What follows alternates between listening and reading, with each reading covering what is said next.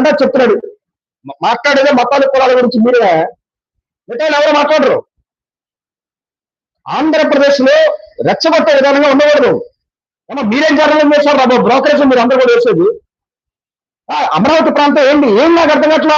Already interest అయిపోతే పక్కన గన్నవరం ఉంది, మళ్ళీ ఇప్పుడు ఓపెన్ చేస్తాడు వైజాగ్ లో, మళ్ళీ మళ్ళీ పక్కన గన్నవరం పక్కన అమరావతిలో, మళ్ళీ అమరావతిలో 5,000 ఎకరాలు అంట. కనీసం సిగ్గు సరే ఉండాలి ఆ మాట అనడానికి. అడిగారు ఎవరన్నా?